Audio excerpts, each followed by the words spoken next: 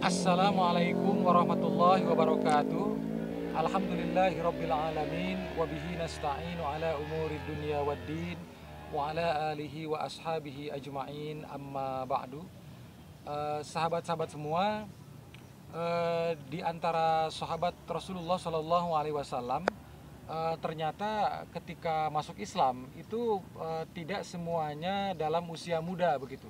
Tapi ada juga sahabat Rasulullah yang masuk Islamnya dalam keadaan sudah tua ya, usianya sudah tua. Dan dalam sejarah itu ada misalnya yang dikenal dengan nama Amr bin Jamuh ya. Amr bin Jamuh ini adalah seorang sahabat mulia yang beliau merupakan bagian dari kaum Ansor ya. Jadi beliau itu tinggal di Madinah ya, di Yathrib saat itu, dan beliau adalah pemimpin Bani Salamah. Jadi beliau adalah pemimpin Bani Salamah dan terkenal sebagai orang yang sangat dermawan ya, sering membantu sesama. Itulah sosok dari Amr bin Jamuh ya, sahabat mulia Rasulullah Shallallahu Alaihi Wasallam yang memang masuk Islamnya pada saat usia sudah tua. Jadi ketika Islam itu datang ke kota Madinah, dibawa oleh Mus'ab bin Umair, itu utusan Rasulullah. Jadi yang pertama kali berdakwah ke kota Madinah itu adalah seorang sahabat mulia yang bernama Mus'ab bin Umair, yang terkenal sebagai dutanya Rasulullah. Nah, beliau itu menyebarkan ajaran Islam ke kota Madinah atas perintah Rasulullah ya, sebagai utusan Rasulullah, dan beliau berhasil mengislamkan sangat banyak orang-orang Madinah. Jadi orang-orang Yathrib, orang-orang yang Madinah saat itu sangat banyak yang masuk Islam atas perantara dakwah Mus'ab bin Umair. Dan termasuk ada diantaranya adalah keluarga dari Amr bin Jamuh.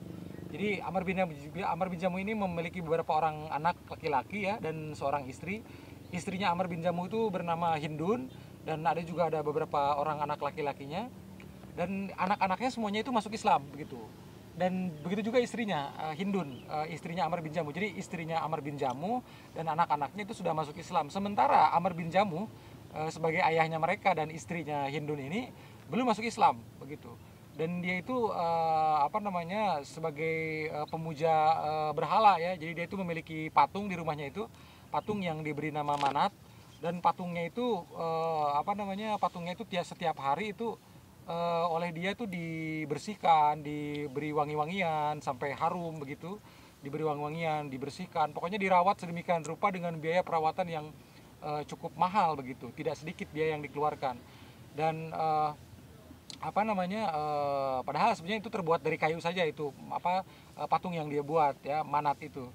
Dan sampai satu ketika kemudian anak-anaknya ini, nah anak-anaknya bersama istrinya Amr bin Jamuh itu sangat menginginkan bahwa Amr bin Jamuh ini masuk Islam begitu, apalagi sudah tua ya.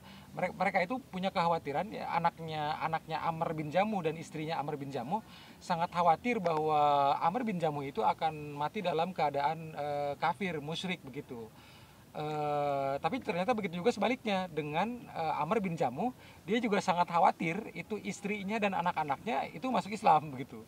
Jadi dia juga khawatir istri dan anak-anaknya masuk Islam, sehingga istri dan anak-anaknya ketika masuk Islam itu tanpa sepengetahuan Amr bin Jamuh. Sehingga seringkali Amr bin Jamuh itu berkata kepada istrinya bahwa agar berhati-hati memelihara anak-anak mereka, jangan sampai anak-anak kita, kata dia itu, mereka mau mendengar ajakan dari Mus'ab bin Umair begitu. Mereka mau mengikuti ajakan Mus'ab bin Umair untuk masuk agama dia, yaitu agama Islam gitu. Itu dipesankan oleh Amr bin Jamuh kepada istrinya. Padahal pada saat Amr bin Jamuh bicara begitu kepada istri, itu istrinya sudah masuk Islam tanpa sepengetahuan Amr bin Jamuh. Sampai kemudian istrinya Amr bin Jamuh ini meminta kepada Amr bin Jamuh agar mau mendengarkan apa yang diketahui oleh anaknya, karena anaknya itu sudah sempat mengikuti majelisnya Mus'ab bin Umair begitu. Awalnya menolak ya Amr bin Jamuh, tapi akhirnya dia mau mendengarkan. Dan waktu itu anaknya Amr bin Jamuh membacakan surat Al-Fatihah. Dibacakan surat Al-Fatihah kepada Amr bin Jamuh, dan Amr bin Jamuh itu sempat kagum sebetulnya dengan bacaan Al-Fatihah itu. Jadi dia mengatakan bahwa ini adalah kalimat-kalimat yang sangat indah begitu.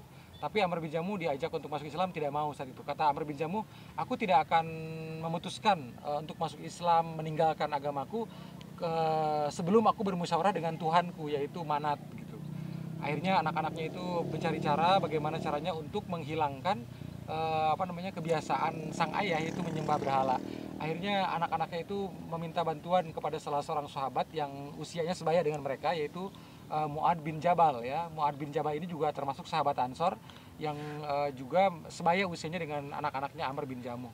Nah, di waktu satu ketika mereka menyusun strategi untuk membuang membuang patungnya Amr bin Jamuh. Jadi mereka berempat itu menggotong patung Amr bin Jamuh pada saat Amr bin Jamuh sedang tidur ya di malam hari, dibuang ke tempat kotoran ya.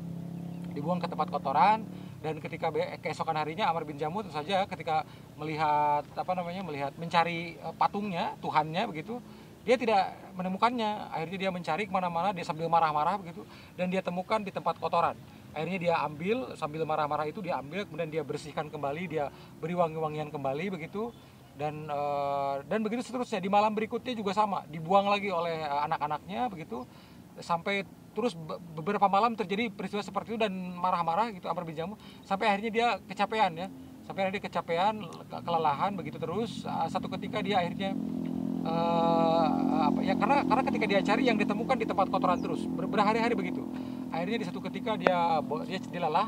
Akhirnya satu ketika dia berbicara di depan patungnya itu, depan Manat itu. Kata dia, wahai Manat, Tuhanku, jika engkau memang memiliki kekuatan, lebih baik sekarang kamu lawan sendiri saja. Jika ada orang yang melakukan tindakan aniaya kepadamu, engkau lawan sendiri saja.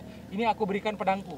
Jadi si sahabat Amr bin Jamuh ini dia menyimpan pedangnya di dekat ditempelkan di situ di patungnya itu gitu ya. Pada saat itu kemudian singkat cerita, di malam itu pun akhirnya patung itu pun hilang lagi. Patung itu pun hilang lagi, dan ternyata itu sama juga seperti hari-hari sebelumnya, dibuang oleh anak-anaknya bersama Mu'ad bin Jabal, dibuang ke tempat kotoran. Bahkan pada kali ini itu dibuangnya itu diikat dengan satu bangkai anjing. Jadi patungnya itu diikat dengan seekor bangkai anjing di situ. Dibuang di situ, dan keesokan harinya Amr bin Jamuh melihat Tuhannya tidak ada lagi patungnya itu. Dia cari, ternyata ditemukan lagi di tempat kotoran itu, dan dia melihat di situ ada bangkai anjing. Akhirnya apa yang dia katakan? Dia katakan, sesungguhnya jika engkau adalah Tuhan, pasti engkau tidak akan seperti ini, tidak akan mati di tempat kotor seperti ini, dan engkau tidak akan mati bersama bangkai anjing seperti ini gitu. Akhirnya dari situlah kemudian Amr bin Jamuh itu mendapatkan hidayah ya.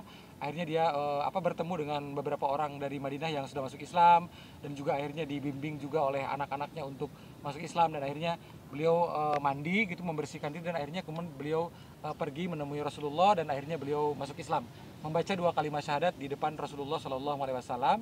Dan kemudian sampai akhirnya masuk ke sejarah masuk ke peristiwa perang Badar. Para sahabat itu bersiap-siap untuk berjihad begitu, tapi waktu itu Rasulullah tidak mengizinkan, karena Amr bin Jamuh ini dia memiliki cacat di tubuhnya, yaitu kakinya pincang. Jadi kakinya pincang, dan pincangnya sangat parah begitu, kakinya pincang. Jadi Rasulullah tidak mengizinkan Amr bin Jamuh untuk ikut di perang Badar, karena usia beliau sudah tua dan juga sudah kakinya pincang begitu. Jadi Rasulullah tidak mengizinkan. Tidak apa-apa jika engkau memang seperti itu kondisinya, tidak harus ikut berjihad, tidak apa-apa gitu. Dalam Islam diperbolehkan jika ada uzur seperti itu. Namun pada saat perang Uhud 1 tahun setelahnya, di tahun ketiga Hijrah, Amr bin Jamuh ini datang ke Rasulullah untuk meminta izin ikut di perang Uhud. Dan awalnya ditolak oleh anak-anaknya. Kata anak-anaknya seperti tadi, bahwa ayah, engkau sudah tua, kakimu juga pincang, jadi tidak usah ikut. Tapi Amr bin Jamuh tetap ingin ikut jihad, sampai akhirnya datang ke Rasulullah meminta izin kepada Rasulullah. Beliau memiliki cita-cita untuk wafat secara syahid. Akhirnya Rasulullah mengizinkan kepada Amr bin Jamuh untuk untuk ikut beri jihad, dan anak-anaknya pun akhirnya membiarkan. Akhirnya Amr bin Jamuh ikut berjihad, dan beliau ternyata wafat secara syahid di medan Uhud. Dan ketika di medan Uhud sungguh luar biasa. Jadi Amr bin Jamuh ini membawa pedang dengan kaki pincangnya, dan ketika di medan Uhud beliau berteriak-teriak gitu, dan itu membuat para sahabat yang lain semakin bersemangat. Beliau berteriak, sungguh demi Allah, sungguh aku mencium aroma surga dari balik Uhud, kata Amr bin Jamuh. Demi Allah, sungguh aku mencium aroma surga dari balik Uhud. Jadi itu adalah menunjukkan kesungguhannya ketika di medan jihad di perang Uhud. Dan akhirnya para sahabat semakin bersemangat melihat hal itu begitu. sampai akhirnya beliau syahid di medan Uhud. Demikian riwayat singkat mengenai Amr bin Jamuh, salah seorang sahabat Rasulullah yang masuk Islam dalam keadaan sudah tua ya, melebihi 60 tahun saat beliau masuk Islam. Dan beliau juga memiliki keterbatasan, yaitu keterbatasan fisik, yaitu kakinya pincang ya, tapi beliau luar biasa mau berjihad dan akhirnya beliau syahid di medan Uhud. Mudah-mudahan apa yang kita paparkan ini, yang telah dipaparkan tadi, memberikan manfaat bagi kita semua dan kita bisa mengambil keberkahan dari apa yang telah dipaparkan. Wabillahi taufiq wal hidayah. Wassalamualaikum warahmatullahi wabarakatuh.